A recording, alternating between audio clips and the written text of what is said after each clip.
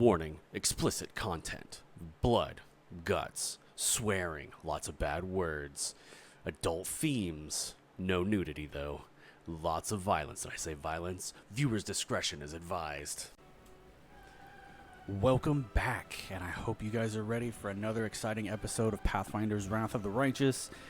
Of course, we're going to be screaming, yelling at the dice roller, and just generally being like, "Ah!" But, you know, it's all in good fun. So let's enjoy the story. Let's kill some monsters, do some dungeons, and see what comes next.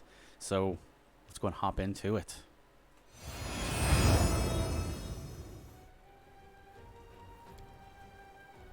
Legend.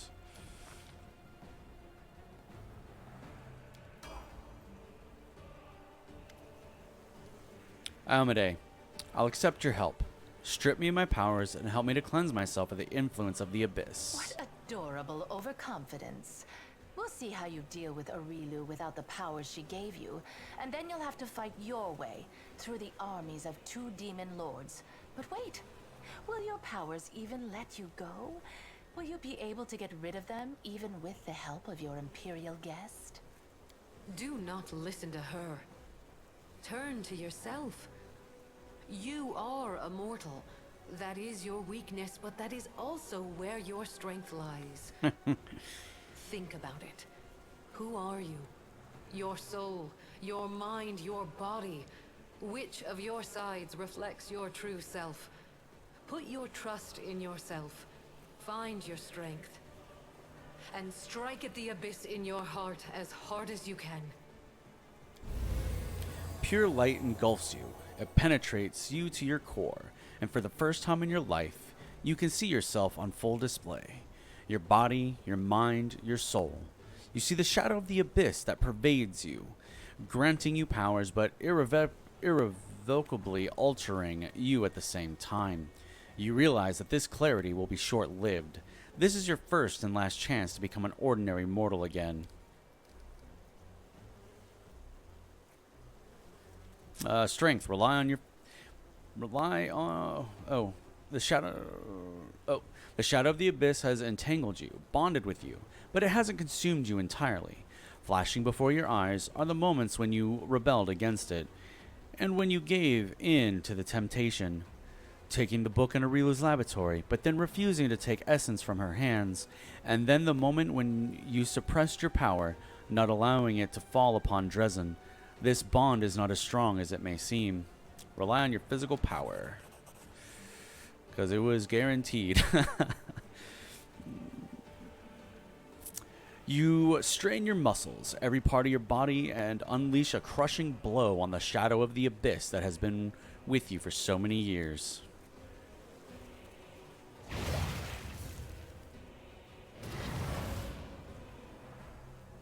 Pain, incredible pain. Part of your soul breaks off and melts away, fading into the void. You feel your power leaving you, giving way to something new, something unknown, unimaginable, and at the same time, something not borrowed from any gods or demons, something that belongs to you and you alone.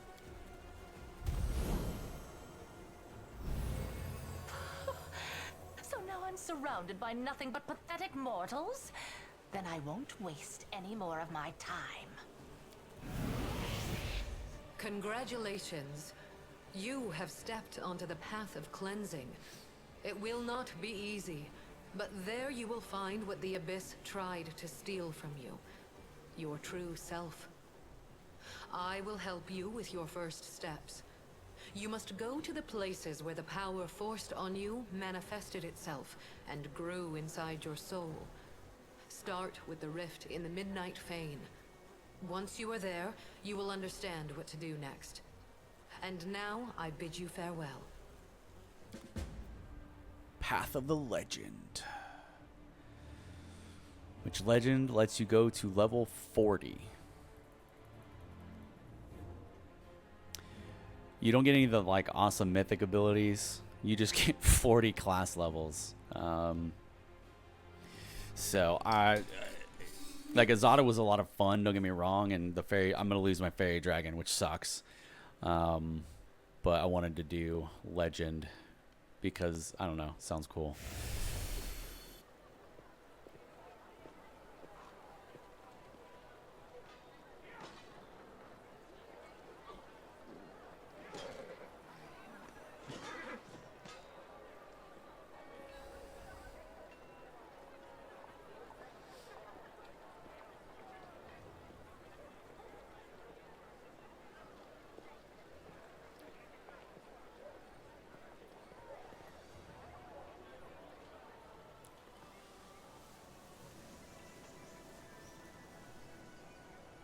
I will lose my island too. I'm gonna lose all my bonuses. Avu shifts anciently from paw to paw, a sad expression on her little face. There's something I have to tell you. After you talked with that very stern goddess and the other one, that very mean demoness, something changed. I'm losing my power. I think I'll become a regular little dragon again soon. But of course, I'm not at all angry with you for giving up your Azada power, and the others aren't angry either, even if they can no longer be free crusaders. Our island no longer flies, and no more magical things happen there. I'm so sad. If I lose all my power, I won't be able to help you fight demons anymore, but we'll always stay friends, won't we? Of course, Avu. We'll always remain friends. Avu sobs, unable to stop herself. I think you are very clever, and you made the right decision. But I still need some time to be sad in silence. When I'm sad, I don't talk. This is how sadness works for me. Anivia's clothes are dirty, and her face and hands are smeared with dust. She uses the broom she's holding to offer you a cherry salute. Nothing to it. A couple of days and the city's as good as new. The streets have been cleaned, and all the ashes left from the demons have been swept away. And we've patched up the fortifications. We got guards on the walls, and you in charge. It's almost like the good old days. Speaking of good old days, you were gone 6 months, but right now it feels like decades have passed. Life in Canabras before Discari's attack feels like ancient history. Innocent days when we were worried about where some demons and cultists here and there. Not demon lords and deities vying to pay us a visit. What's the situation on the front? Unknown. Her Majesty mustered all the troops she could, raised the Sword of Valor, and advanced on the demons. There's been no word from her since she left. Perhaps she's boldly taking Is even now. Maybe her bones have already been picked clean by the demons. We don't know. And I doubt anyone except you will be able to find out. But that's not all. Baphomet's minions keep taking swipes at us. The scumbags are holed up somewhere. The Ivory Labyrinth. I'll bet. And they keep opening portals in different spots, dropping off a dozen units, and then closing the portal before we can get to them. We've lost more scouts than I care to admit before we figured out how they were pulling off that little trick. So here's what I'm thinking. Maybe you could get one of those portals in time. You could be ready for them somehow, so that when one opens, you get inside and crack some skulls. They might even be holding the poor Herald in there. If he's alive, you can free him. As you just heard, I have to catch Aurilu. Any idea where I should look for her? Not especially. She's been roaming the abyss all this time, but now that avenue's closed to her, Nocticula and the other demon lords are all slavering for a piece of her. I think she's someplace around here in the Wound. Some nasty little place like Is, or maybe she went as far as Threshold. So is Dresden under control? Anivia waves her hand in a vague gesture. Generally speaking, yeah. As under control as a city can be when it's got no people in it, and only 2 days ago it was crawling with demons. I don't think you want me to paint you a rosy picture, so I'll tell it like it is. Things still ain't looking all that good for us. Suppliers are running short, and there are hardly any soldiers left to defend this place. But the city's standing, and that's what counts. This war ain't over yet. An entire army of demons enhanced by Nahedrian crystals was sent here. It's being led by a demon named Mudasafin. Do you know anything about that? Scouts reported the movements of a large demon army far to the southwest of Dresden. They were marching across a dried-out lake. There used to be a Sicorian holy place there, I heard. But where they went, nobody knows. They're not headed for us, and that's for sure, at least not yet. Thank you for your report. I'll be setting off without delay. That's the commander we know and love. You go knock him flat. Only, I know you're a big deal in all these days, with the goddess herself paying you house calls, but still, taking on Threshold is more than even you can handle on your own. So don't go forgetting about us humble mortals. We can still hope be of use to you. Since people heard you were alive and fighting again, new volunteers have been coming to Dresden. Not many so far, but my gut tells me you'll have a decent army behind you before long. Once the way to the heart of the Wound is clear, come back to us. Come back so you can lead us into the final battle. And Anivia wavers. Irabeth. She's out there somewhere, on the front lines. Find her for me, please. She's alive, help her come back to me. And if... She shakes her head. No. She's alive, I know it. She's too damn stubborn to die before the final victory. You're both going to tear the demons to shreds and come back here together.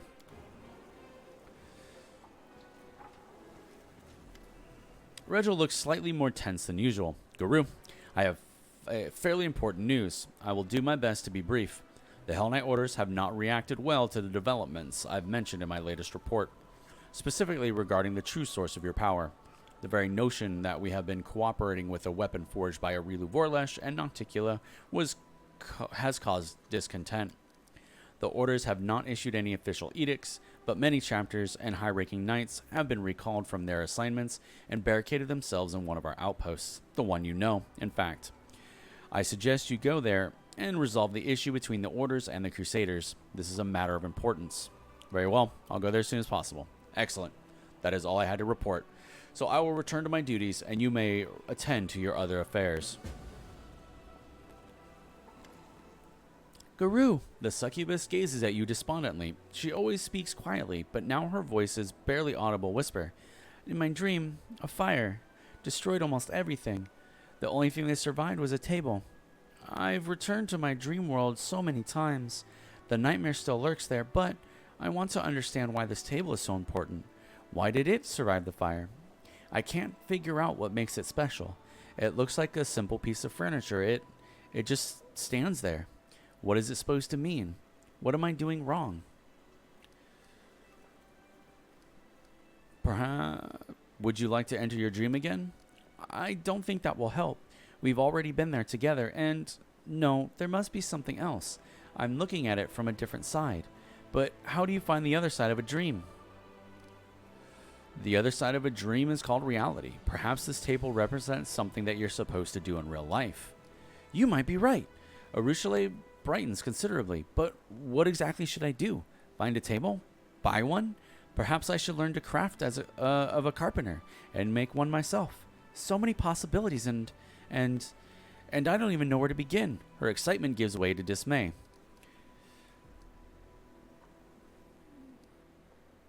Is your nightmare still attacking you? Not openly.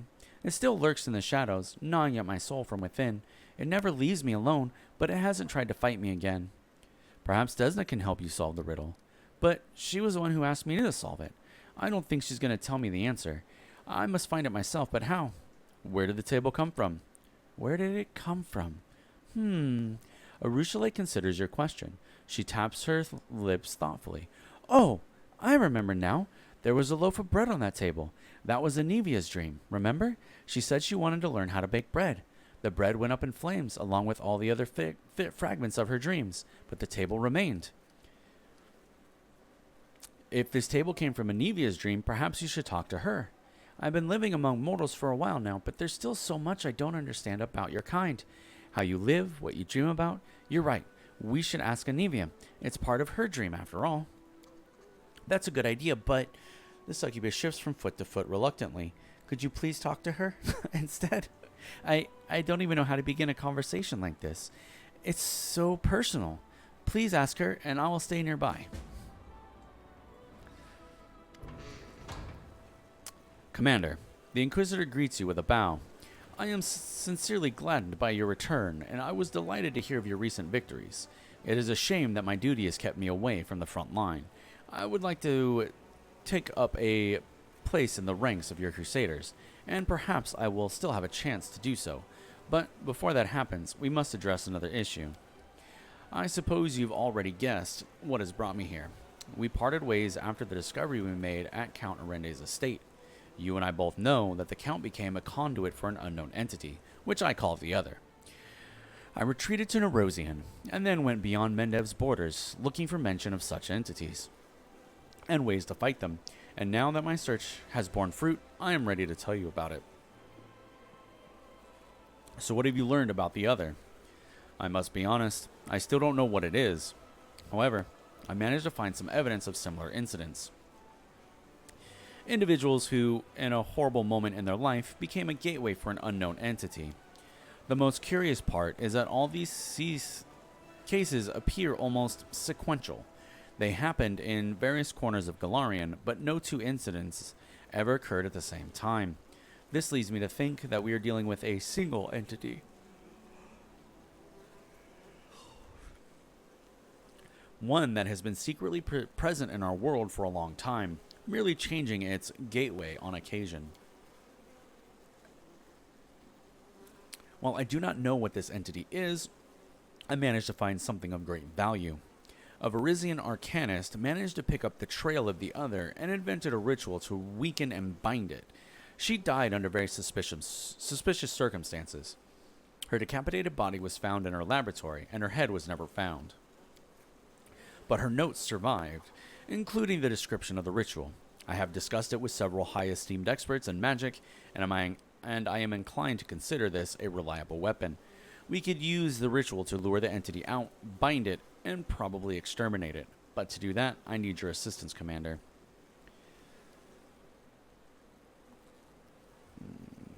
What do we need to do? We must carefully prepare the ritual, and then bring Count Arende to the designated location. The ritual will lure out the other, weaken its connection with the Count, and bind its essence to our world. Oh my god.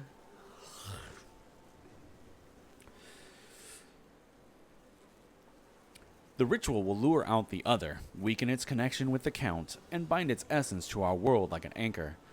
The last part is especially important. All the evidence indicates that while the gateway is active, the other can travel freely between the material plane and some other unknown space that lies beyond. If we fail to bind the other with the ritual, it will either escape or, in the worst case scenario, drag us into its realm. Hence, we must lure it out and then, I suppose, defeat it. There is one more issue. Aside from the fact that we will have to fight this incredibly powerful and horrifying creature, the other's suspicion must not be aroused until the very last moment. And this means that the Count must know nothing as well. The best course of action would be to take the Count to a designated location without telling him the reason for the journey. Then, we must frighten him. Oh my god.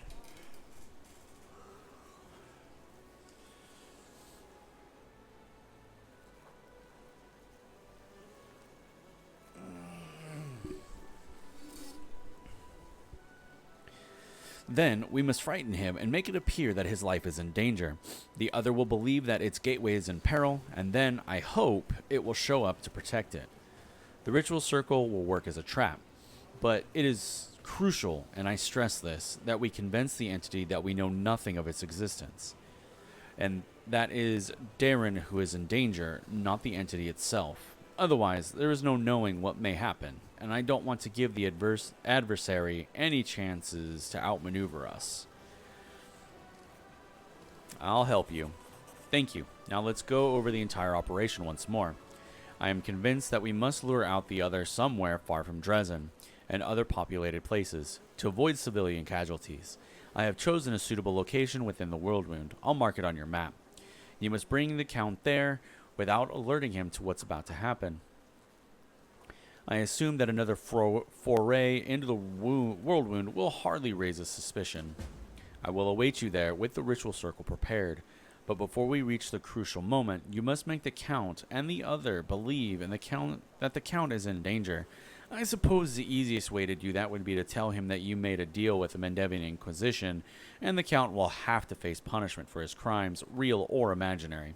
I'll find a way to intimidate him, but you must play along. We need to provoke the other to come out to protect its gateway. That's when we finish it off once and for all. This case will be my greatest triumph or my greatest failure, but I firmly believe that it must be done. Remember my words. The other must be convinced that we are not a threat to the Count, and that we know nothing of its existence. The slightest suspicion could prove fatal for us. Until we meet again, Commander, and may the gods be with us. Oh my god. A pale, ghostly image appears in front of you. You recognize Lathamus, the antiquarian, the scholar you helped some time ago. His translucent form flickers intermittently, and you have difficulty making out his words. Commander, it's Themis. I won't be maintain spell for long. Open the door. Treasure room. Please hurry. I'm on my way. You said treasure. I'll be waiting. Bleep. The vision of Lathamus flickers and fades. Commander, you look up and see Malaysia. the green-eyed fisherwoman from the village of Chili Creek. Her hair is a mess, and her face and clothes are covered in soot. It looks as though she's traveled here in a hurry and met with a few dangers along the way. Help, please, help me. He's gone crazy. He will kill him. Calm down. What happened? You remember Jernong, the cleric who came to our village a year ago? The locals weren't very welcome to him back then. After all, he was a stranger who was preaching about a strange new god. But little by little, he became one of us.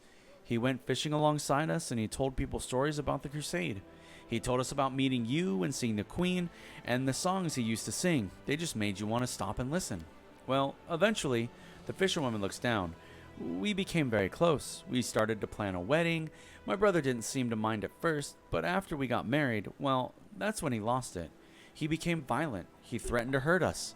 I tried to talk to him, but Malaysia shakes her head sadly.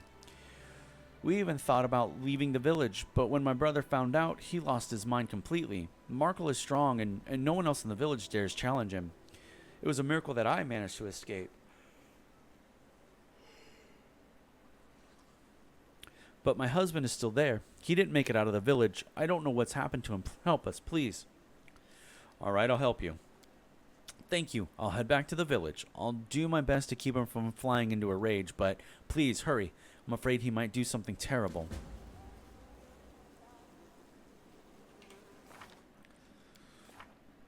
I still have all my stuff.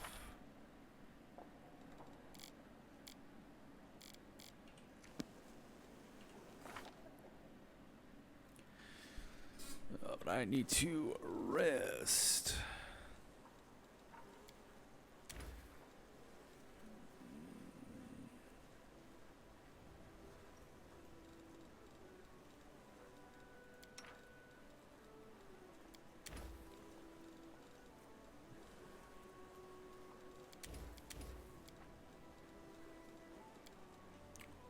You have the power to heal and the power to maim. Don't you regret that your goddess made you a killer? I only regret that the goddess didn't grant me the power to silence unwanted noises. And just like that, the episode for today is over. The narrator's a little tired. You gotta give him some props for, going at it. But thank you for hanging out and watching Pathfinders Wrath of the Righteous. Hopefully you guys had fun. So if you did, do the thing. Like, comment, subscribe, share it. The link for the previous episodes and next episodes should be in the descriptions, unless they are not out yet. If you want them early, you could always beg for them in the comments, maybe. Tell me your favorite part of each episode. Let me know you guys are enjoying it. And with that, I will let you guys get back to your day, and I will see you in the next one. Thank you for hanging out.